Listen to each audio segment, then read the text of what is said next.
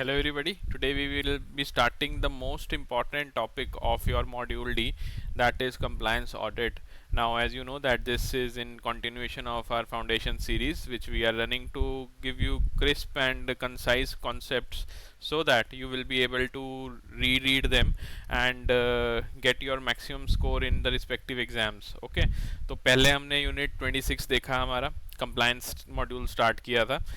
उसी की कंटिन्यूएशन में आज हम देखेंगे compliance audit. Now why I am saying that this is really important because if you see in your banks this part is very frowned upon, and obviously it is the most important aspect of your credit management as well as your day-to-day banking. So let's get started, but before that let me remind you that we have started our CAB master course for 2024 cycle, which will be starting from November. Here you will get 20 plus live classes before the November cycle, and along with that there are recorded version of concept classes and chapter wise tests along with full length mock tests will also be provided for all the components, that is ABM, ABFM, ABFM and BRBL. Okay, we run various discounts, so do check our website and enroll.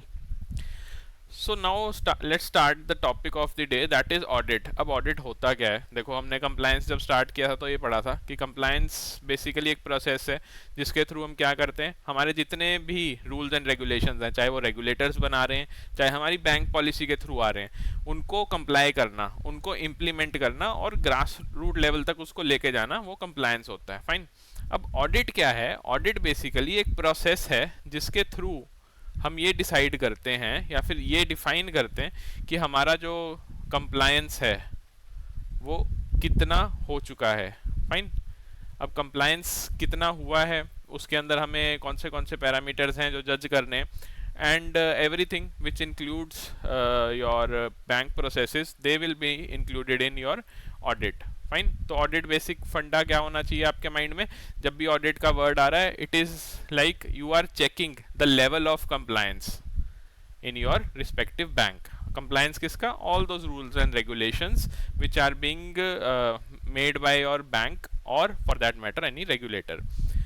अब इसकी need क्यों है हमें? Why do we need audit? ऐसा तो है नहीं कि एक पर्टिकुलर बैंक जो है वो अपने बिजनेस को एनहांस करने के लिए कोई एक्टिविटी कर रहा है ऑडिट के लिए. नहीं, ऐसा नहीं है.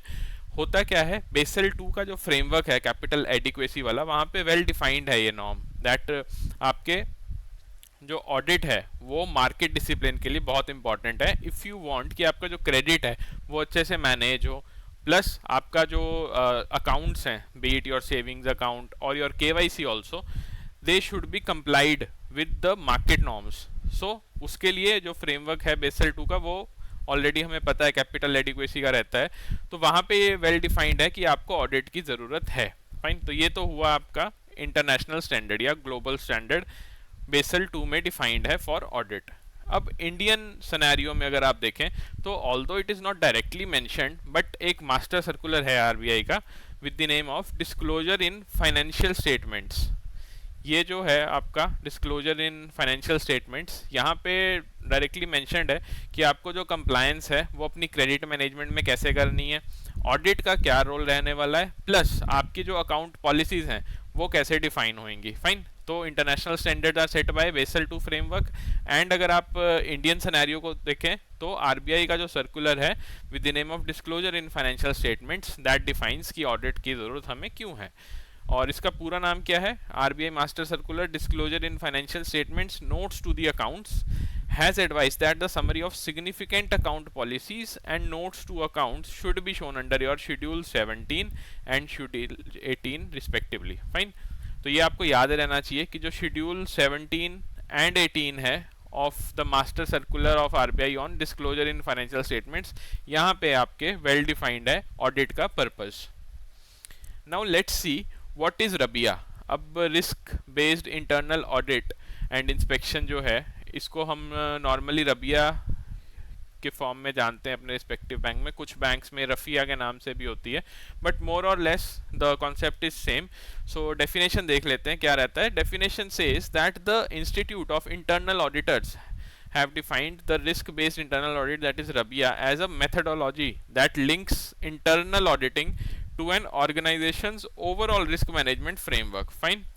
तो अगर ऑडिट की हम बात करते हैं तो ऑडिट हमेशा, जैसा कि मैंने पहले भी बताया आपको, ये मोर और लेस एक टेस्टिंग टूल है। इट इज़ मोर और लेस अ टेस्टिंग टूल कि आपके जो बैंक है उन्होंने कंप्लायंस को कितना सीरियसली लिया हुआ है। फाइन। तो जो टेस्टिंग टूल है इसका हम यूज़ कहाँ पे करते हैं? सबसे ज़्यादा इंपॉर्टेंट यूज़ है इसका रिस्क मैनेजमेंट में। ओके। तो रिस्क मैनेजमेंट की अगर हम बात करते हैं तो ऑडिट का नाम तो आता ही आता है जब भी आप बैंक्स में देखें। और हम अभी नेक्स्ट स्लाइड में ये भी देखेंगे कि जो रिस्क मैनेजमेंट के वेरियस लाइंस ऑफ डिफेंस है वहाँ पे कहाँ फॉल करता है रबिया। ओके। तो अगर आप ये ऑफिशियल वेबसाइट पे जाएंगे इंस्टीट्यूट ऑफ इंटरनल ऑडिटर्स कि यहाँ पे डायरेक्टली मेंशन्ड है that RBIA is a methodology that links the internal auditing to an organisation's overall risk management framework. अब ऐसा तो है नहीं कि रिस्क मैनेजमेंट का सिर्फ रबिया ही पार्ट है या ऑडिट ही पार्ट है, और भी काफ़ी टूल्स हैं जहाँ से हम रिस्क को मैनेज करते हैं। तो जो रबिया है वो एक बेसिकली सिर्फ एक मेथडोलॉजी है जिसके थ्रू हम ट्राई करते हैं कि जो हमारे बैंक की पॉलिसी है उसके अंदर जो भी मार्केट नॉर्म्स हैं वो इनकलकेट हों और हमारा जो ओवरऑल रिस्क मैनेजमेंट का फ्रेमवर्क है वो फुलफिल कर पाए। फोकस कहाँ पे करता है RBIA? It focus is on the responses to individual risk. Individual risk कौन से हैं? आपके पर्टिकुलर बैंक में एक particular vertical, let's say credit management में। फाइन।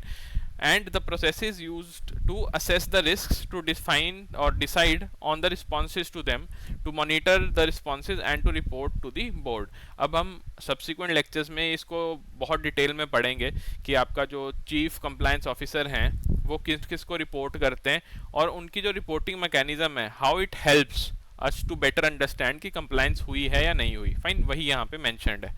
ओके। इंडिविजुअल रिस्क्स और जो आपका रिपोर्टिंग सिस्टम है वो कैसे चलता है, that is well defined in every bank policy which covers Rabia.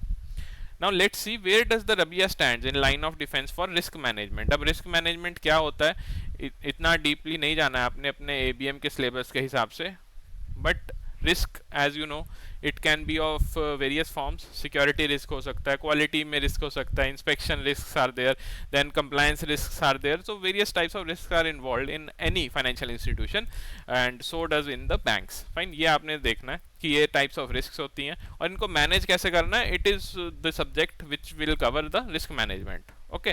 तो यहाँ पे रिस्क मैनेजमेंट के अंदर various lines of defense are there, like first line of defense, second line of defense, third line of defense। first line of defense में क्या है? आपका जो मैनेजमेंट कंट्रोल्स हैं और इंटरनल कंट्रोल मेजर्स जो आपका बैंक पॉलिसी में वेल डिफाइंड रहते हैं वो फर्स्ट लाइन ऑफ डिफेंस है। नेक्स्ट है आपका financial controller, security, risk management, quality, inspection and compliance. All these are mentioned in your bank policy, but regulators जो भी हैं आपके मार्केट के वो भी यहाँ पे इंटरफेरेंस कर सकते हैं।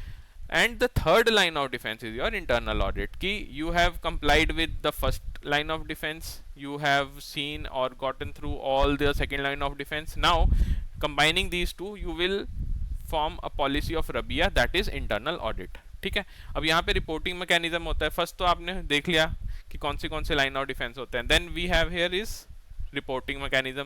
तो फर्स्ट और सेकंड लाइन ऑफ डिफेंस और थर्ड लाइन ऑफ डिफेंस ये रिपोर्ट किसको करते हैं? सीनियर मैनेजमेंट को। प्लस एक एडिशनल जो है रिपोर्टिंग सिस्टम होता है ऑडिट कमेटी और गवर्निंग बॉडी का, जो कि रिपोर्टिंग अथॉरिटी होती है किसके लिए? इंटरनल ऑडिट में जो भी आपने फाइंडिंग्स की है। फाइन। इसके अलावा आपका जो रेगुलेटर है और जो एक्सटर्नल ऑडिट है that is also done, but हमारे सिलेबस के लिए external audit is not that important. Regulators तो आपका जैसे हमने लास्ट लेक्चर में भी देखा था, बीट आरबीआई, सेबी और any other regulator related to the type of activity which is being done by the bank. Fine. तो ये बेसिक फ्रेमवर्क है, आपने ये याद रखना है कि internal audit falls under the third line of defence in case of risk management being done by a bank.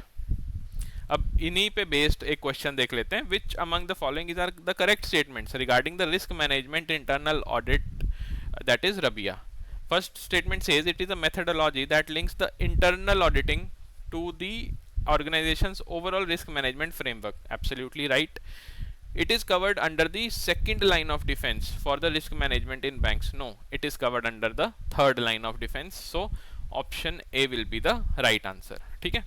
अब यहाँ पे जो ये methodology है, this is the definition given by IIA और हमने देख भी लिया था कि यहाँ पे क्या होता है बेसिक फंडा जो इंटरनल ऑडिट जो है आपकी बैंक की, उसको लिंक करते हैं हम ओवरऑल रिस्क मैनेजमेंट फंक्शन से। तो इस पूरी की पूरी प्रोसेस को क्या बोला जाता है, इस पूरे मेथड को क्या बोला जाता है, Rabia. As simple as that. So thank you everybody, this was it for this lecture. In the next lecture we will try and see more important topics of your compliance audit, and if you have any query you can drop a mail to us at hello@edutab.co.in. Along with that, if you want to contact us telephonically, then this is the number. Keep revising.